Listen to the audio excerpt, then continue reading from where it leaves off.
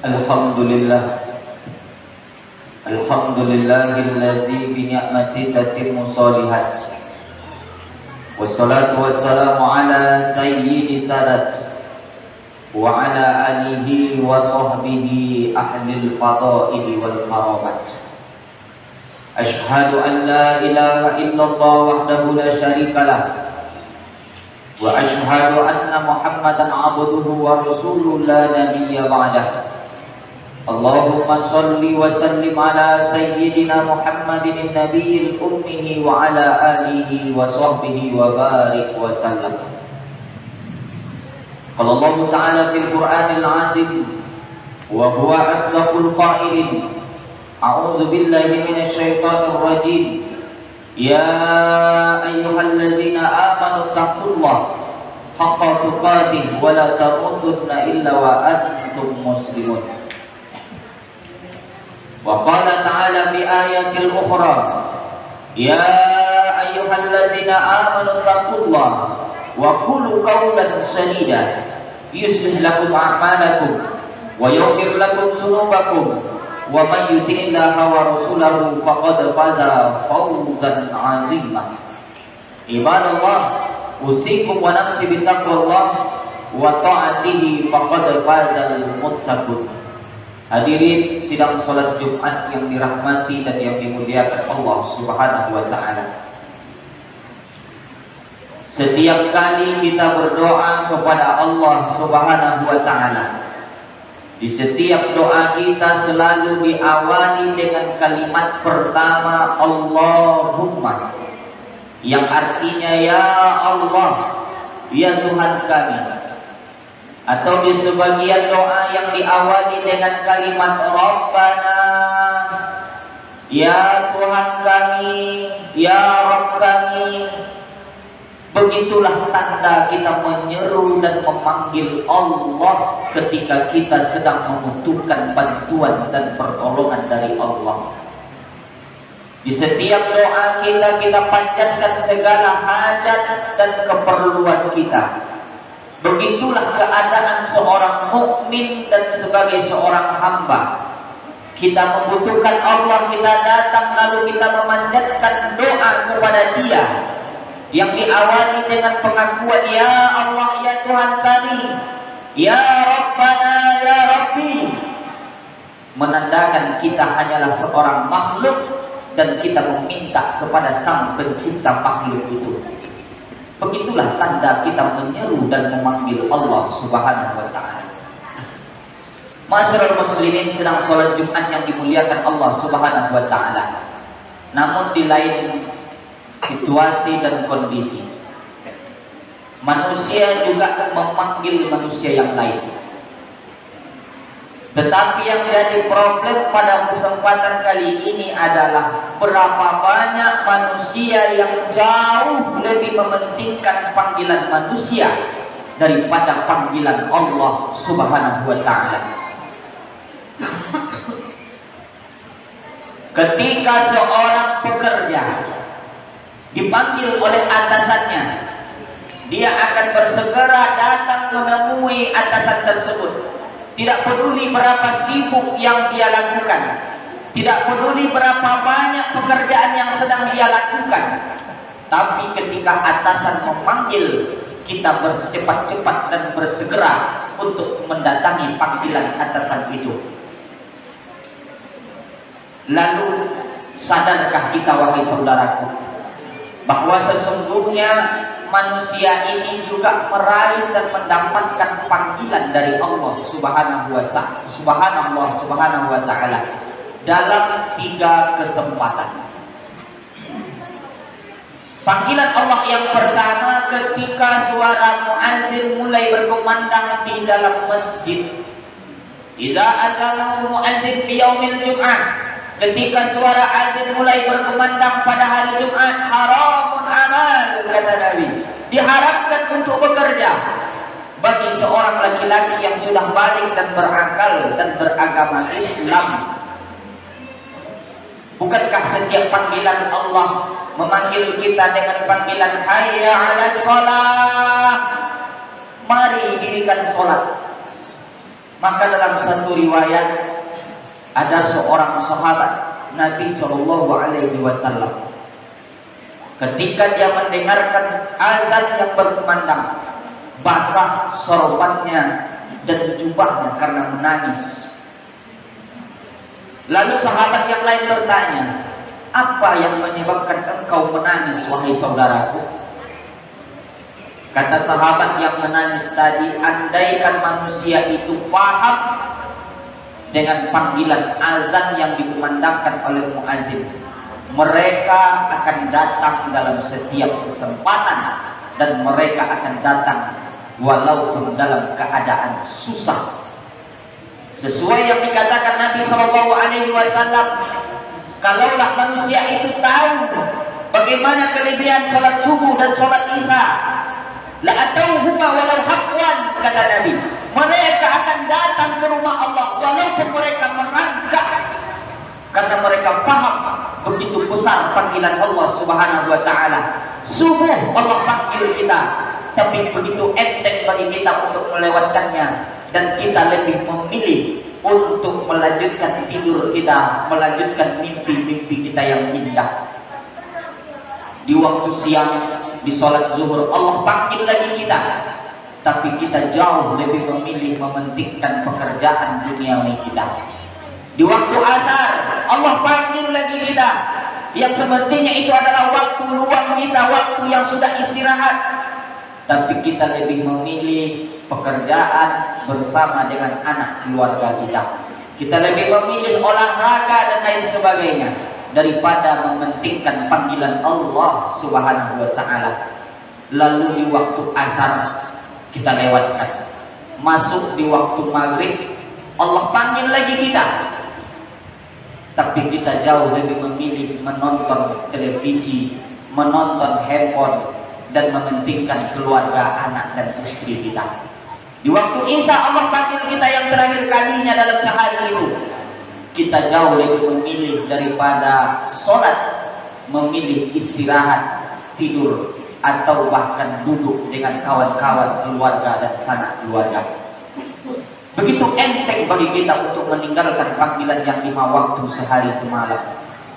Padahal kalaulah kita paham untuk apa dunia ini kita kejar, untuk apa harta ini kita kumpul, untuk apa keluarga ini kita buat, bahwa sesungguhnya semua itu tidak akan bermakna apa-apa di sisi Allah ketika kita datang menghadap Allah di padang mahsyar nanti. Apa yang bisa menolong kita selain daripada ibadah kita? Apa yang bisa menolong kita dibandingkan daripada sholat dan amal ibadah kita yang lain? Makanya Nabi mengancam orang yang tak mau sholat, man tarakas sholat muta'ammidan, siapa yang meninggalkan sholat dengan sengaja, faqad kafara jihara, maka kafirlah dia secara nyata. Allah ancam orang yang meninggalkan sholat. Dia tinggalkan sholat karena menyepelekan, dia lewatkan waktu sholat hanya karena kesibukan, dia tinggalkan sholat hanya karena tidak meremehkan, karena meremehkan. Maka ingat, maka dia akan dicap oleh Allah sebagai makhluk yang kafir, dan dia akan menjadi orang yang murtad, keluar daripada Islam. Perlu kita sadari, wahai saudaraku, panggilan yang 5 waktu sekali dalam sehari, 5 waktu kan dipanggil Allah, kita sering menyepelekan. Lalu bagaimana agaknya dengan panggilan Allah yang sekali dalam sepekan ini? Makanya Allah panggil kita datang ke rumah Allah. Bagaimanapun kesibukan kita, bagaimanapun banyaknya pekerjaan kita, bagaimanapun menumpuknya urusan kita, panggilan yang sekali sepekan ini janganlah pernah kita lewatkan. Karena sesungguhnya apa kata Allah, kata Nabi Shallallahu Alaihi Wasallam, man tarakas sholat, man tarakal Jum'ah, siapa yang meninggalkan sholat Jumat salasa marratain, 3 kali berturut-turut, taballahu ala qulubihim, maka Allah akan kunci pintu hatinya. Maka oleh karena itu, untuk apa kita melanjutkan pekerjaan duniawi kita sementara hati kita akan ditutup Allah dari segala bentuk hidayah dari Allah Subhanahu wa taala? Maka ini panggilan yang pertama, yang bahkan banyak sebagian manusia yang menganggap remeh, enteng, sepele saja. Padahal ini panggilan Allah, panggilan yang penuh rahmah dan kasih sayang. Banyak ujianmu, berapa banyak ujian dan cobaan yang sedang kau pikul di atas pundakmu, berapa banyak cobaan yang sedang kau hadapi, berapa banyak masalah yang tengah kau hadapi. Datang ke rumah Allah, datang menghadap Allah, kau ucapkan takbir Allahu Akbar. Ketika itu kita mengazamkan dalam diri, cobaan, ujian dan masalah kita belum besar. Ada yang lebih besar dari itu. Siapa dia? Allahu Akbar, Allah yang maha besar. Berat cobaan yang kita hadapi, jauh lebih berat lagi azab dari Allah Subhanahu wa Ta'ala kalau kita menyepelekan panggilan Allah yang 5 waktu sehari semalam. Masyaallah muslimin sedang sholat Jumat yang dirahmati Allah, itu panggilan Allah yang pertama dalam kesempatan pertama kepada manusia. Lalu panggilan Allah yang kedua, Allah panggil kita umat manusia, Allah panggil kita orang-orang yang beriman, yang memiliki kelebihan harta, yang dititipkan Allah kelebihan rezeki. Allah panggil kita menuju ke Baitullah, ke rumah Allah melaksanakan haji dan umrah. Tapi ini ada pengecualian. Tidak semua orang yang mendapatkan panggilan. Lalu berapa banyak orang yang memiliki harta, kekayaan yang menumpuk, tapi tidak pernah menghiraukan panggilan Allah untuk datang ke makam Rasulullah Sallallahu Alaihi Wasallam, untuk datang ke rumah Allah di Baitullah, di Masjidil Haram, di kota Makkatul Mukarramah. Berapa banyak orang yang lebih memilih liburan ke luar negeri, ke Eropa, ke Spanyol dan lain sebagainya, dibandingkan datang ke rumah Allah menyaksikan kebesaran-kebesaran Allah Subhanahu wa Ta'ala. Dan yang ketiga, panggilan Allah yang terakhir saudaraku adalah panggilan yang tidak bisa dihindari dan tidak bisa terlepas siapapun dari panggilan yang ketiga ini. Panggilan yang ketiga ini, walikulli ummatin ajal. Setiap manusia itu punya tenggang waktu dan masa, dan dia semua manusia itu memiliki ajal masing-masing. Kalaulah ajal manusia itu datang, la yastakhiruna sa'atan wa la yastaqdimun, tidak bisa dimajukan walaupun hanya sedetik, dan juga tidak bisa dimundurkan walaupun hanya sekedip mata. Dia akan datang tepat pada waktunya dan tidak pernah salah sasaran. Itulah panggilan Allah, yaitu kematian. Kematian ini disebut sebagian ulama dengan qati'ul lazis. Kenapa dia disebut dengan qati'ul lazis? Karena dia pemutus segala kelezatan. Lezatnya harta, lezatnya dunia, lezatnya keluarga, lezatnya jabatan akan diputus oleh kematian. Manusia akan sampai pada panggilan yang ketiga ini. Tidak ada manusia yang bisa terelakkan. Ainama kuntum, dimanapun engkau berada, yudrikul maut, engkau akan diikuti dan dibayangi oleh kematian. Walau kuntum fi burujin musayyadah, walaupun kau berada dalam menara yang tinggi dan kokoh, walaupun kau buat kotak kayu besar, lalu kau masuk ke dalamnya, kau kunci rapat-rapat berharap bisa terselamatkan dari kematian. Tapi pada saat itu mulut akan menganga, mata akan melotot, melihat ruh akan keluar dari jasad, dan ketika itu kita akan berkata, oh ternyata kematian itu datang juga. Dan disitulah datang penyesalan manusia.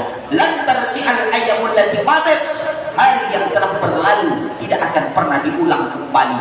Manusia yang sudah berada di alam barzakh, manusia yang sudah terbaring lemah tiada daya dan upaya, tidak bisa bergerak di dalam liang lahat, mereka pagi petang siang malam minta kembali dihidupkan ke atas dunia. Diceritakan dalam Al-Quran, laula akhirtani ila ajalin qarib, ya Allah, balikkan kami ke dunia. Ya Allah, hidupkan lagi kami ke dunia. Ya Allah, kami tak lama minta, kami hanya minta sesaat, qarib, sebentar saja.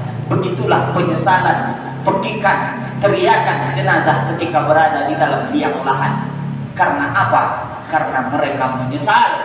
Dulu di dunia tidak sempat beribadah, dulu di dunia hanya menyepelekan sholat, dulu di dunia tak pernah datang ke masjid, maka sesungguhnya Allah akan balas itu semua nanti di akhirat kelak, di alam barzakh dan di alam kubur kita masing-masing. Hari ini boleh kita berkata, untuk apa beribadah? Hari ini boleh kita berkata, untuk apa kita beramal soleh? Itu tidak bisa kita jawab, saudaraku. Sama halnya seperti bayi yang di dalam rahim ibunya, seperti bayi yang masih bersemayam di dalam rahim seorang ibu. Kalaulah dia berkata dan bertanya, untuk apa gunanya mata? Lalu kita jawab, mata gunanya untuk melihat. Untuk apa bagi mereka melihat mata di dalam kegelapan perut ibunya? Lalu keandaikan mereka bertanya, untuk apa gunanya tangan? Kita jelaskan, tangan gunanya untuk memegang. Untuk apa gunanya kaki? Kaki gunanya untuk melangkah. Untuk apa bagi seorang bayi yang berada dalam kegelapan dan kesempitan rahim ibunya? Tapi nanti ketika mereka keluar dari rahim, masuk ke alam dunia, mereka akan paham bahwa mata gunanya untuk melihat, tangan gunanya untuk memegang, kaki gunanya untuk melangkah. Maka sama halnya seperti itu, saudaraku. Andaikan kita tanya, untuk apa kita datang hari ini ke masjid? Untuk apa gunanya kita duduk sholat berjamaah setiap hari Jumat? Untuk apa gunanya bersedekah, beramal soleh? Tidak bisa kita jawab, saudaraku.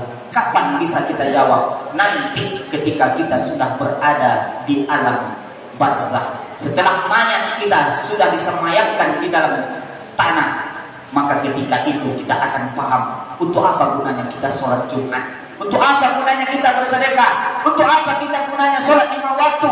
Untuk apa gunanya kita haji dan umrah? Semuanya hanya akan terjawab ketika kita sudah berada di alam kubur. Maka oleh karena itu, panggilan Allah yang 3 dalam kesempatan 3 kesempatan ini jangan pernah kita sepelekan, jangan pernah kita remehkan, karena sesungguhnya panggilan Allah itu akan diakhiri dengan panggilan kematian kita. Semuanya pasti akan merasakan kullu nafsin za'iqatul maut. Setiap yang bernyawa, setiap yang hidup, semua akan merasakan yang namanya kematian. Dan setiap kematian bukanlah akhir daripada sebuah perjalanan, tapi kematian itu adalah kehidupan yang sebenarnya. Disitulah akan dibalas segala tindak tanduk perbuatan kita. Disitulah akan dibalas segala kebaikan dan keburukan yang pernah kita lakukan. Maka selagi hayat masih di kandung badan, selagi ruh masih bersemayam di dalam jasad, jangan pernah sepelekan perintah panggilan Allah Subhanahu wa taala agar kita mendapatkan keselamatan baik di dunia sampai ke akhirat kelak. Barakallahu li wa lakum fil Qur'anil azim wa nafa'ani minal ayati wa dzikril hakim fa taqabbala minni wa minkum tilawatahu innahu huwal ghafurur rahim.